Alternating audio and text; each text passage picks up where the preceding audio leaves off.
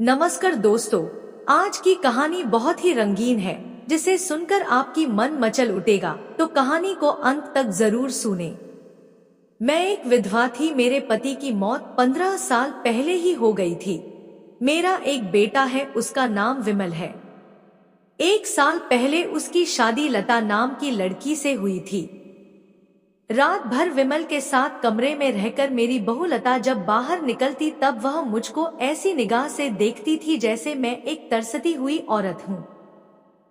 मेरी उम्र 37 साल की थी। मेरा बदन सुडौल था। कभी कभी मेरे दिल में भी एक कसक सी उठती थी कि किसी मर्द की मजबूत बाहें मुझे जकड़ ले, जिससे मेरे बदन का अंग अंग चटक जाए। इसी वजह से मैं अपनी बहू लता से जलती भी थी। पिछले कुछ दिनों से गांव के जमींदार का बिगड़ैल बेटा मुकेश मेरे पीछे पड़ा हुआ था।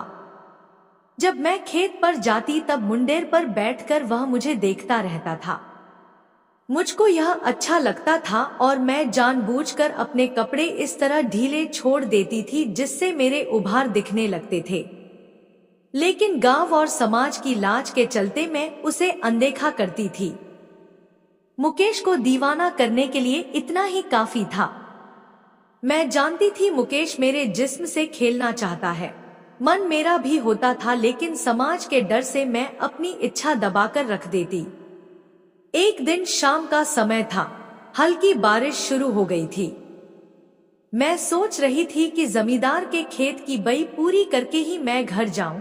मुझे मुकेश का इंतजार तो था ही। मुकेश भी ऐसे ही मौके के इंतजार में था।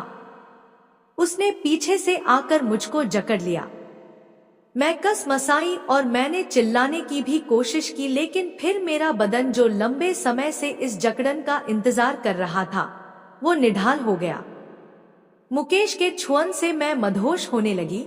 वह मुझको अपनी बाहों में भरकर मेरे पूरे बदन को चूमने लगा और मेरे जिस्म से खेलने लगा। फिर जब वह शांत होकर मुझसे अलग हुआ तब मुझको लोक लाज की चिंता हुई।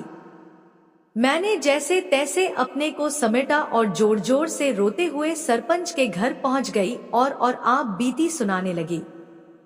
लेकिन मुकेश की दबंगई के आगे कोई मुंह नहीं खोल रहा था। इधर जब बात मेरे घर तक पहुंची तो मेरा बेटा विमल और बहू लता भी सरपंच के यहाँ पहुंच गए। मैं रो रही थी, लेकिन लता से आंखें मिलाते ही एक कुटिल मुस्कान मेरे चेहरे पर फैल गई। गांव में चौपाल बैठ गई थी। सरपंच और 3 पंच इकट्ठा हो गए थे। एक तरफ मैं खड़ी थी तो दूसरी तरफ मुकेश था। गांव के और भी लोग वहां मौजूद थे। गांव के एक बुजुर्ग ने बात को आगे बढ़ाते हुए कहा, जो हुआ सो हुआ, अब ममता जो बोलेगी वही सबको मंजूर होगा। तभी मुकेश के भाई पवन ने कहा, हाँ ममता बोल, कितना पैसा लेगी, बात को यही खत्म कर देते हैं। पैसे की बात सुनते ही बहू लता खुश हो गई कि सास 1-2 लाख रुपए मांग ले तो घर की गरीबी दूर हो जाए। लेकिन मैं बिना कुछ बोले रोते ही जा रही थी।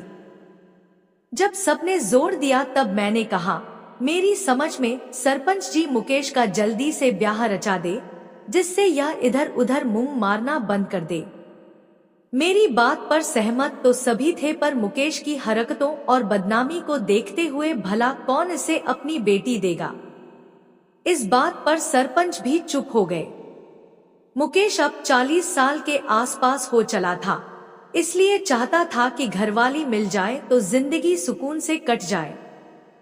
महेश ने कहा, ममता तुम्हारी बात सही है, लेकिन इसे कौन देगा अपनी बेटी। कांटा फंसता जा रहा था और चौपाल किसी नतीजे पर नहीं पहुंच रही थी। इसका सीधा मतलब होता कि मुकेश को या तो गांव से निकाले जाने की सजा होती या उसके खिलाफ पुलिस में रिपोर्ट दर्ज होती। मामले की गंभीरता को देखते हुए अब मुकेश ने ही कहा, मैं यह मानता हूँ कि मुझसे गलती हुई है और मैं शर्मिंदा भी हूँ। अगर ममता चाहे तो मैं उससे ब्याह रचाने को तैयार हूँ। मुझको तो मनमांगी मुराद मिल गई थी। लेकिन तभी बहू लता ने कहा, सरपंच जी यह कैसे हो सकता है। आपके बेटे की सजा मेरी सासू माँ क्यों भुगते। आप तो बस पैसा ले देकर मामले को सुलझाएं।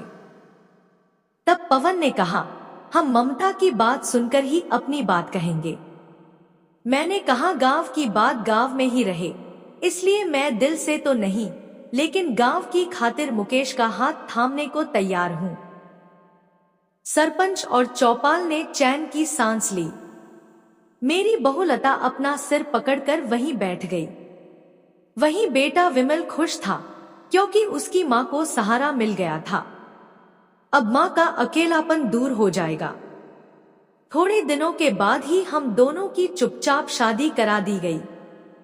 पहली रात मैं मुकेश के सीने से लगते हुए कह रही थी, विधवा होते ही औरत को अधूरी बना दिया जाता है, वह घुट घुट कर जीने को मजबूर होती है।